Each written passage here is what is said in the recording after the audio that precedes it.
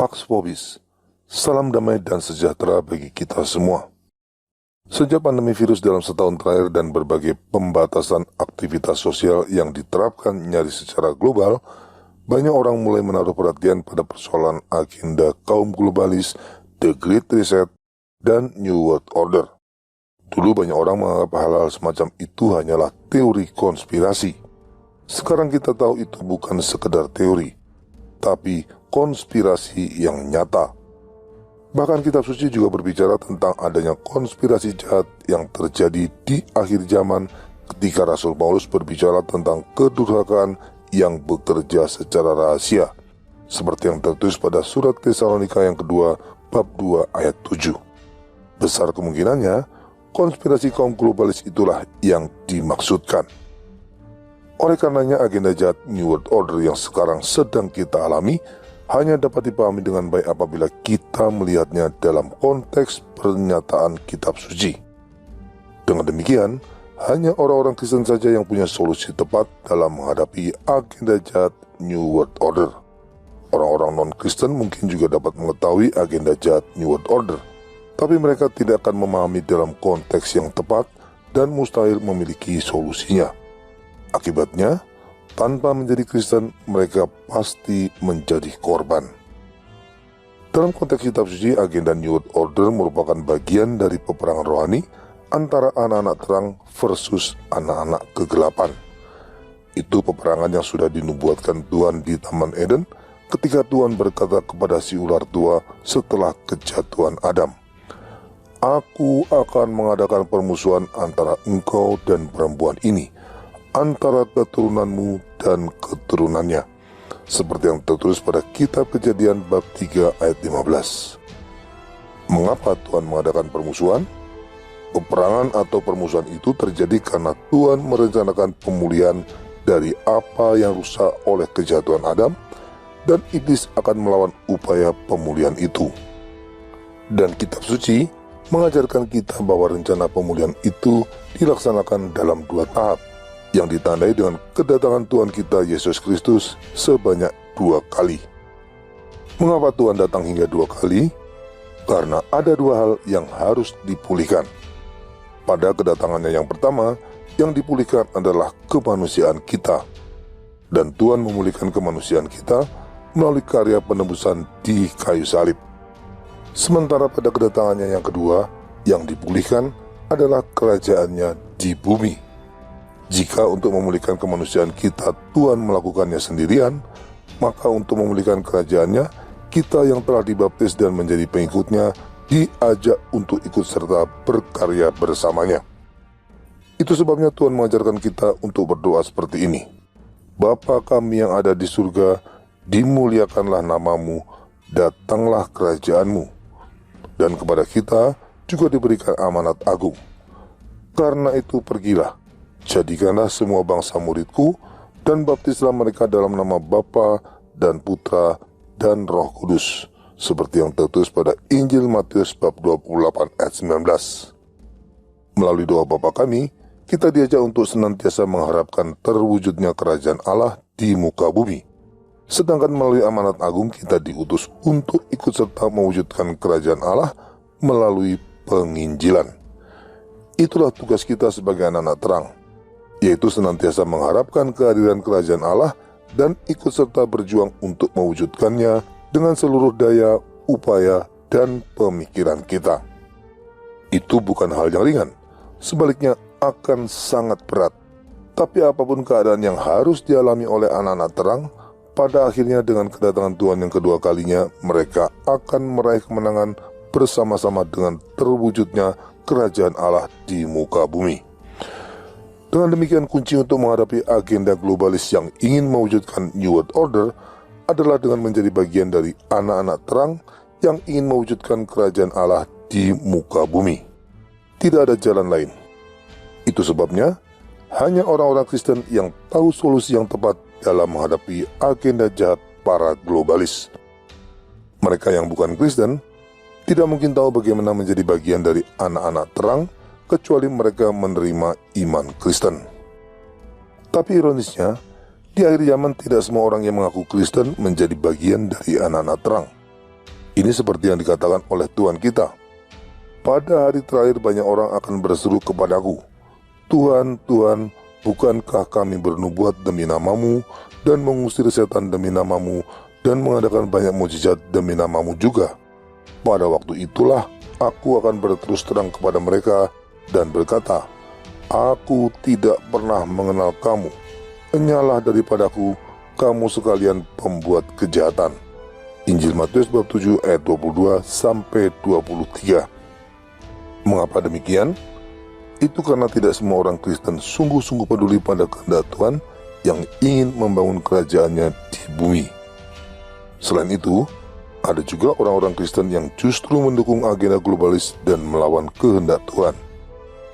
Orang-orang Kristen pendukung globalis ini adalah para Yudas modern yang mengkhianati Tuhan kita demi kepentingan dan keuntungan duniawi sesaat. Dengan demikian, dalam konteks peperangan rohani ini setidaknya ada 3 kelompok. Yang pertama adalah anak-anak terang yang ikut berjuang bersama Tuhan untuk mewujudkan kerajaan Allah.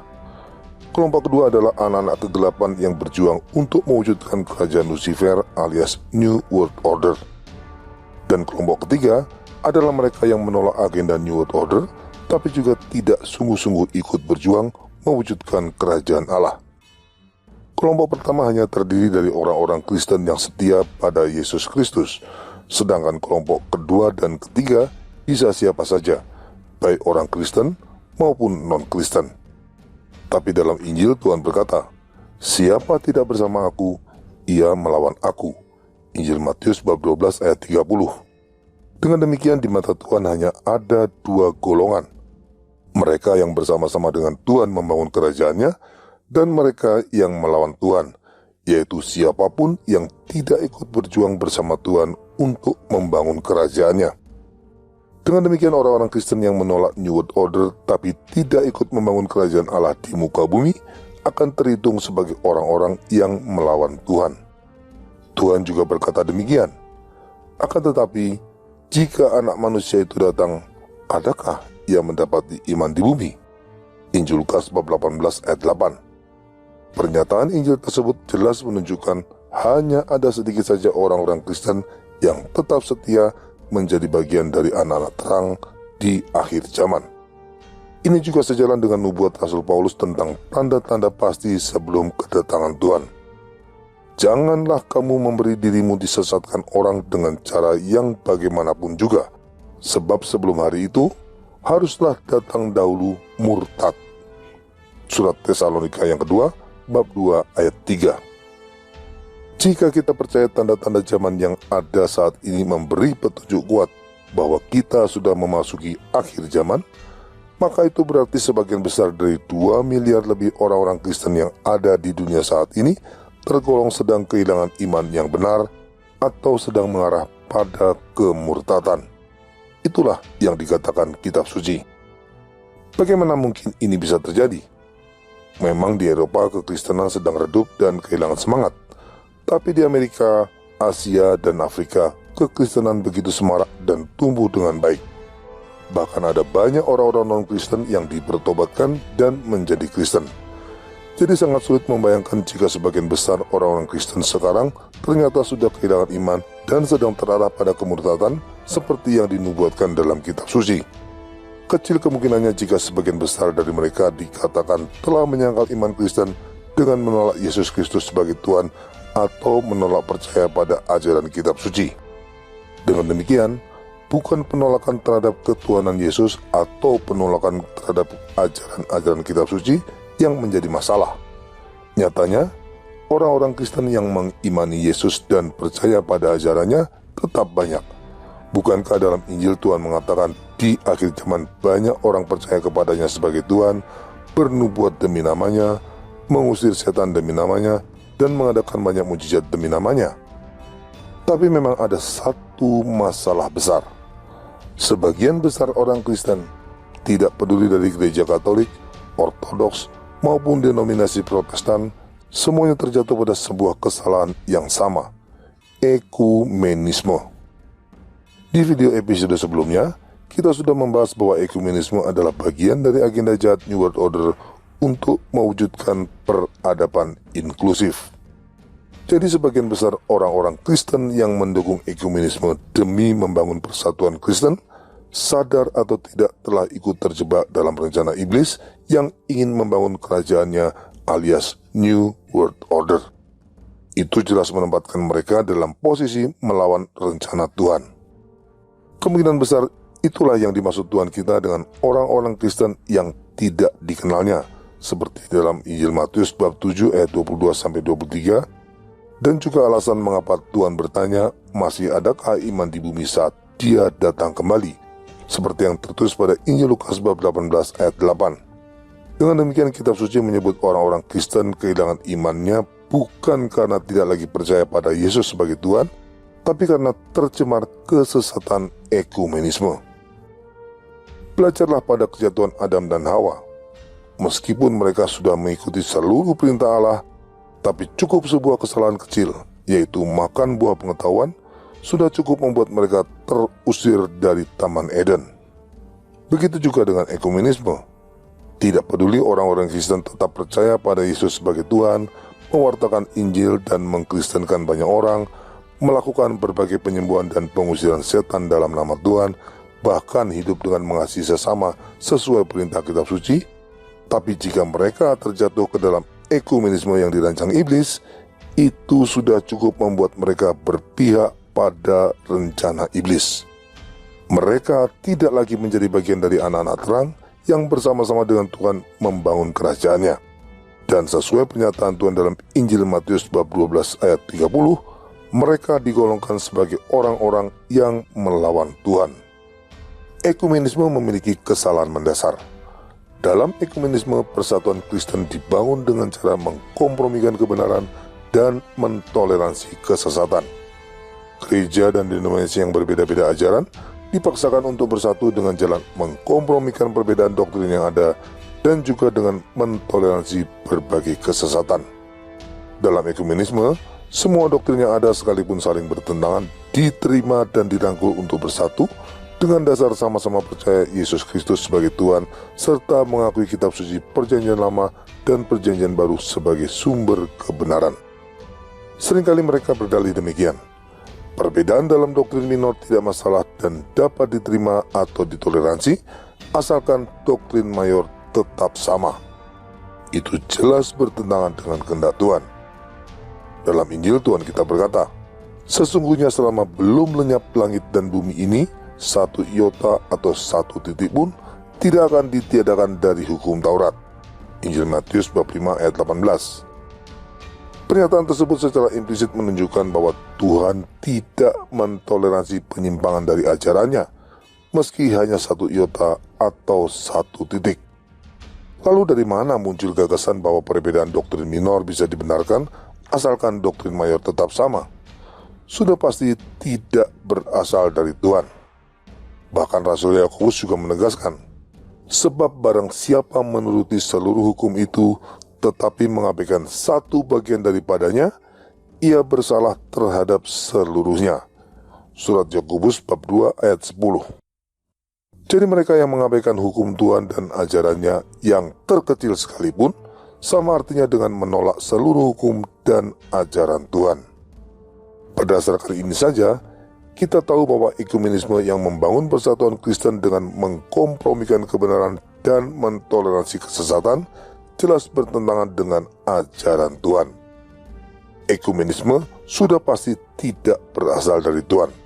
Itu bagian dari agenda iblis untuk menyesatkan umat Tuhan. Tapi ironisnya, justru semangat ekumenisme itulah yang sekarang didorong oleh sebagian besar Kristen, baik itu dari gereja Katolik, Ortodoks, maupun Protestan. Kelompok Kristen yang pertama kali terjatuh dalam kesesatan ekumenisme adalah denominasi Protestan ketika pada tahun 1910 dalam World Missionary Conference di Edinburgh berupaya membangun persatuan ekumenis di antara mereka. Berikutnya disusul oleh gereja Ortodoks yang pada tahun 1948 bergabung dalam World Council of Churches di Amsterdam. Dan akhirnya, sebagian besar hierarki gereja Katolik pun terjatuh ke dalam ekumenisme melalui Konsili Vatikan II yang berakhir tahun 1965. Saya katakan sebagian besar hierarki gereja Katolik karena memang tidak semua gembala gereja Katolik menerima hasil-hasil Konsili Vatikan kedua.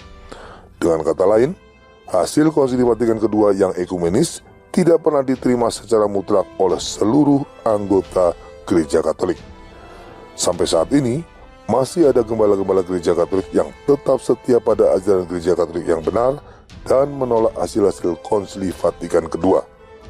Pada sebagian kecil orang Katolik yang setia inilah janji Tuhan bahwa gerejanya tidak akan dikuasai gerbang Allah maut tetap terpenuhi dan akan terus terpenuhi hingga akhir zaman. Mereka adalah sisa umat yang setia seperti yang dinubuatkan oleh Rasul Paulus dalam surat Roma bab 11 ayat 5. Dengan memahami bagaimana ekumenisme telah berhasil membuat sebagian besar orang Kristen, baik itu dari gereja Katolik, Ortodoks maupun Protestan terjebak dalam kesesatan, kita pun bisa mengerti mengapa Tuhan kita mengatakan di akhir zaman banyak orang yang mengaku Kristen namun Dia tidak mengenal mereka, seperti yang tertulis pada Injil Matius bab 7 ayat 22-23. Juga mengapa Tuhan bertanya adakah iman di bumi saat Dia datang kembali, seperti yang tertulis pada Injil Lukas bab 18 ayat 8. Bahkan kita juga bisa memahami mengapa Rasul Paulus bernubuat tentang adanya kemurtatan menjelang kedatangan Tuhan yang kedua, seperti yang tertulis pada surat Tesalonika yang kedua bab 2 ayat 3. Kemungkinannya sangat besar itu semua ada hubungannya dengan kesesatan ekumenisme. Dengan demikian orang-orang Kristen yang ingin menjadi bagian dari anak-anak terang harus berani menolak ekumenisme yang menjadi semangat dari nyaris semua kelompok Kristen mainstream saat ini. Di sini saya tidak hanya berbicara, tapi juga memberi contoh konkret. Sebagai seorang Katolik, saya dengan tegas memilih sikap berbeda dari mainstream, yaitu menolak Konsili Vatikan kedua yang bersemangat ekumenis. Itu pilihan yang sama seperti yang diambil oleh Monsignor Marcel Lefebvre di masa lalu dan juga Uskup Agung Vigano saat ini. Yang menjadi pertanyaan, jika kita menolak ekumenisme, lalu bagaimanakah gereja dan denominasi Kristen yang banyak ini bisa dipersatukan? Bukankah Tuhan menghendaki semua pengikutnya menjadi satu? Memang Tuhan menghendaki semua pengikutnya menjadi satu, tapi bukan dengan cara ekumenisme yang merupakan agenda iblis. Inilah yang dikatakan Tuhan. Ada lagi padaku domba-domba lain yang bukan dari kandang ini. Domba-domba itu harus kutuntun juga, dan mereka akan mendengarkan suaraku, dan mereka akan menjadi satu kawanan dengan satu gembala. Injil Yohanes bab 10 ayat 16. Tuhan memang menghendaki domba-dombanya bersatu kembali, bukan dengan menuruti suara atau agenda iblis untuk bersatu di luar kandang, tapi dengan mendengarkan suaranya dan bersatu di dalam kandang. Dengan kata lain, Tuhan menghendaki semua Kristen yang setia kepadanya kembali bersatu di dalam gereja yang telah didirikannya sejak semula, yaitu gereja Katolik. Dengan cara demikian, maka tidak akan ada kompromi terhadap kebenaran dan tidak satu iota pun kesesatan akan ditoleransi demi persatuan Kristen. Itulah persatuan Kristen yang dikehendaki Tuhan kita sejak semula. Mungkin gagasan untuk kembali bersatu ke dalam gereja Katolik menjadi batu sandungan bagi banyak orang non-Katolik. Memang satu-satunya cara bersatu tanpa ekumenisme adalah kembali pada gereja Kristus mula-mula. Yang menjadi masalah, benarkah gereja Katolik adalah gereja Kristus yang mula-mula? Banyak orang berdalih demikian. Gereja Roma yang didirikan Rasul Petrus itu baru muncul setelah gereja yang didirikan oleh rasul-rasul lainnya. Jadi yang seharusnya lebih pantas disebut sebagai gereja Kristus mula-mula adalah gereja yang didirikan rasul-rasul lainnya seperti gereja di Yerusalem atau di Antioquia. Itu logika yang salah kaprah, seolah-olah gereja Katolik itu gereja yang didirikan oleh Rasul Petrus. Padahal yang mendirikan gereja Katolik adalah Tuhan kita sendiri, seperti yang tertulis dalam Injil Matius bab 16 ayat 18. Gereja yang dikembalakan Rasul Petrus di Roma memang gereja Katolik, tapi demikian juga gereja yang dikembalakan oleh Rasul Yakobus di Yerusalem ataupun gereja-gereja yang dikembalakan oleh rasul-rasul lainnya. Gereja-gereja itu semuanya adalah Gereja Kristus atau Gereja Katolik yang jabatan pucuk pimpinannya dipercayakan Tuhan kita kepada Petrus serta para penggantinya. Itu sebabnya Petrus dan para penggantinya disebut juga sebagai wakil Kristus. Selanjutnya, semua gereja atau komunitas Kristen yang karena satu dan lain hal memisahkan diri dari Gereja Katolik sama artinya dengan memisahkan diri dari Gereja Kristus.